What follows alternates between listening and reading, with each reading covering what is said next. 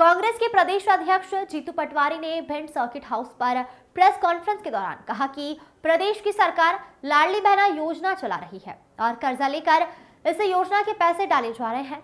वहीं भाजपा ने जो वचन पत्र में वादे किए वह वादे अब पूरे नहीं कर पाए हैं।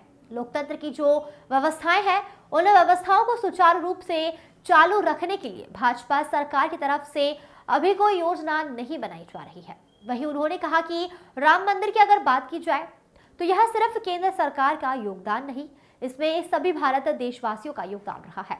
सभी लोगों के इसका सम्मान किया गया।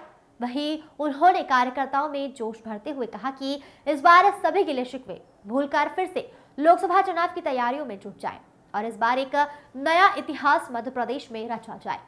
वहीं इस मौके पर उपनेता प्रतिपक्ष हेमंत कटारे, पूर्व मंत्री जयवर्धन सिंह, कांग्रेस जिला अध्यक्ष मानसिंह कुशवाहा सहित कई कांग्रेस के नेतागण उपस्थित रहे।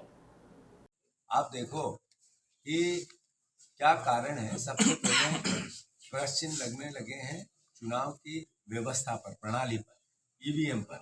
बात गलत है कि सही, वो सेकंड आएगी। फर्स्ट ये है कि लोकतंत्र व्यवस्था चलती भरोसे से, विश्वास से।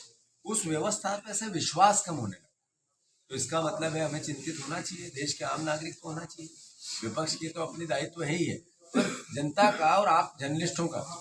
फिर दूसरा, जो भारतीय जनता पार्टी ने जिस तरीके के संजबाग दिखाए, जिस तरीके की बातें की, लाडली बहना में चिंता मत करो, 2000 करोड़ रुपए 1.5 महीने में खर्च किए केवल ब्रांडिंग पे। एक आर्थिक स्थिति चरमरा गई है प्रदेश की। 30,000 करोड़ रुपया ईयरली हमें ब्याज देना पड़ रहा है। फिर इस 2 महीने में, 3 महीने में अब सरकार 28-28,500 करोड़ रुपया कर्जा लेगी, यानी लगभग 350 करोड़ रुपया रोज। तो आखिर इस प्रदेश के भावी भविष्य का क्या कारण है कि सरकार ने इतनी बड़ी बातें की, इतने अलग अलग सजबाग दिखाए। आपको एहसास ही नहीं था, जर्नलिस्टों का भी नहीं था कि कांग्रेस की सरकार नहीं बन रही। आम आदमी को एहसास था कि कांग्रेस की सरकार बन रही, भरोसा नहीं हो रहा। शंका है, यही कारण है। लाडली बहना का भी हो सकता है, ईवीएम का भी हो सकता है, अलग अलग तरीके के और अलग अलग जगह पे हम इसकी समीक्षाएं लगातार कर रहे हैं। पर चिंता है देश को, व्यवस्था। मुख्यमंत्री कह रहे हैं कि डीजे बंद करवाओ, ठीक है, और पूर्व मुख्यमंत्री कह रहे हैं कि डीजे बढ़ाओ।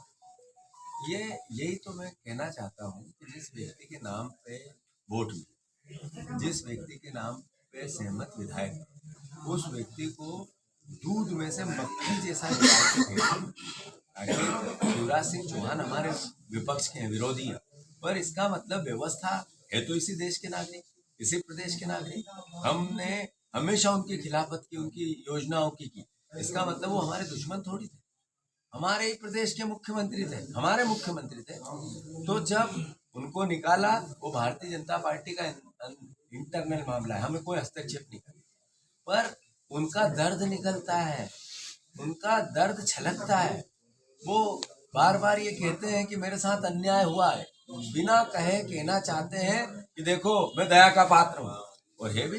कल विजय शाह ने भी सवाल उठाए हैं दिल्ली एनसीआरसी पे, कहा है कि भाजपा में पद किसी की बपौती नहीं है, तो ये वापस नहीं लड़ने लगी सरकार। ये विजय शाह क्या कह रहे हैं अलग, और क्या कह रहे हैं वो अलग, क्या कह रहे हैं इस पर मैं टिप्पणी नहीं करूंगा। मैं नागरिक हूँ इस प्रदेश का, मैं पार्टी का कार्यकर्ता होने के साथ साथ एक अच्छा इंसान भी हूँ। मैंने जो कहा वो स्पष्ट है। अब उनकी अंदरूनी राजनीति क्या, प्रदेश का भला। मंदिर निर्माण के बाद 400 पार का नारा भाजपा दे रही है। इस नारे को कैसे कांग्रेस तोड़ देखो, जहाँ तक मंदिर का सवाल है, इसमें कांग्रेस के स्टैंड का सवाल है। कांग्रेस पार्टी ने, हमारे पूर्व प्रधानमंत्री जी ने, जो भावना थी इस देश की, जब एहसास हुआ कि ये राम मंदिर की जन्मभूमि है, तो उन्होंने ताले खुलवाए। चूंकि उस समय किसी न किसी रूप में ये कोर्ट और कानून की बात भी थी, तो संविधान सर्वोपरि है। तो संविधान ने जो कहा वो कांग्रेस पार्टी। भिंड से अवधेश भदौरिया की रिपोर्ट।